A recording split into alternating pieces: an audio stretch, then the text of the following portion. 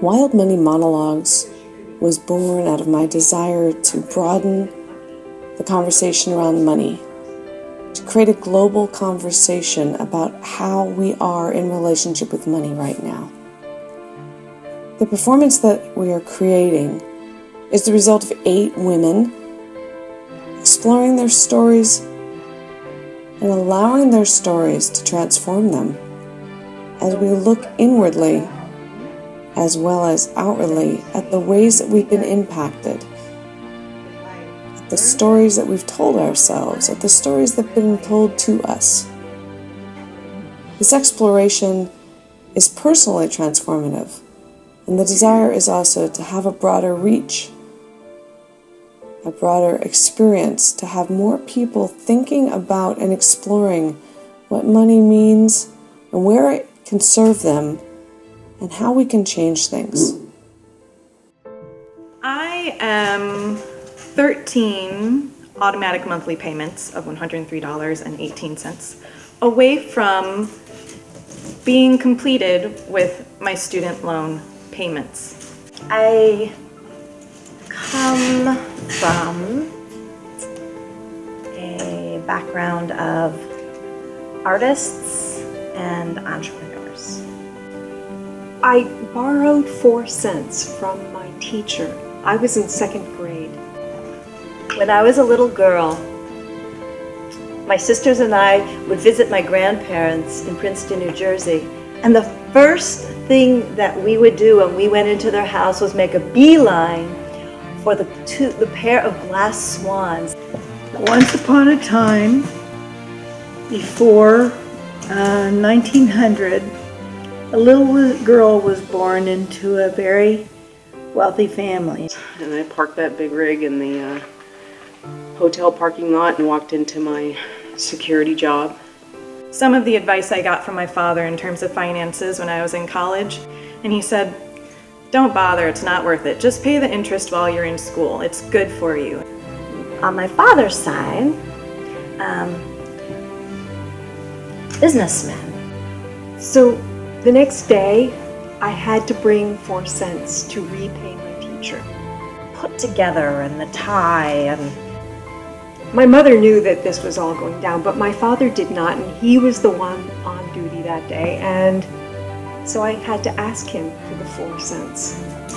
And she married a man 22 years older than she, whom she always called Dr. Mooney. And I walked into the office, our security office, which is a little bigger than a coat closet. And inside the glass swans were these coins. Well, as young children, it was as if the fairy godmother herself put those coins there. I live somewhere in here, in the middle. I'm going to take the $113.19 that I've been paying toward my student loan, and I'm going to apply it and make the snowball effect on my remaining consumer debt. How can I live my life and survive? Right? And that's where the money comes in, I guess. I could tell that he didn't believe me. I'm looking at my paycheck at $625-ish. He gave me the 4 cents, kind of unwillingly, and I walked to the bus stop. When looking up what it actually was for health care. But I didn't know how to get away other than my grandmother wanted me to be a nurse or a doctor. And it was as we grew older and our grandparents, taught us about saving.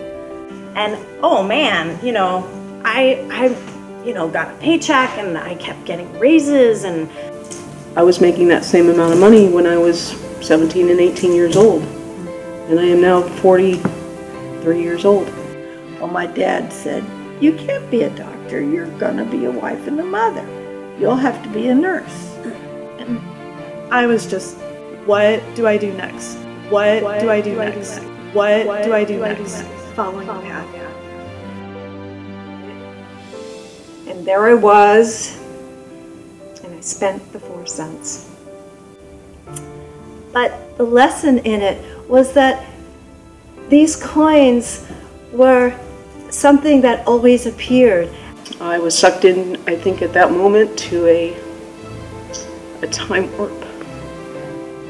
A time warp. Of what? And what did I do? I have been creating my own education. Eventually, you know, I was making a solid living and I had great benefits and, you know, I hated my job. I hated my job. I hated my job. But I've been feeling conflicted about money ever since. Money has brought so much pain and suffering. And so, for me, these little glass swans represented that.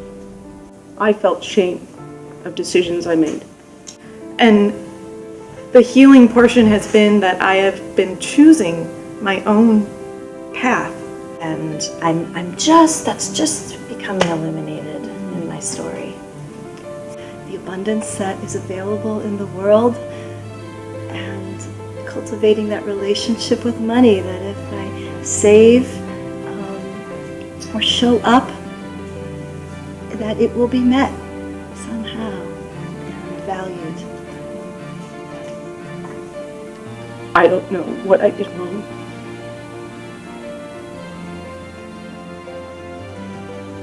I believe it's time for us to take note of the stories we tell ourselves about money, and the way we take the easy path of judgment rather than the steeper, more challenging path of curiosity. Wild Money Monologues is an opportunity to look at the stories, to develop a new understanding of your own relationship with the money that will be with you from the time that you were born until the time that you die. It's a relationship that never goes away. It's always there. We have a choice.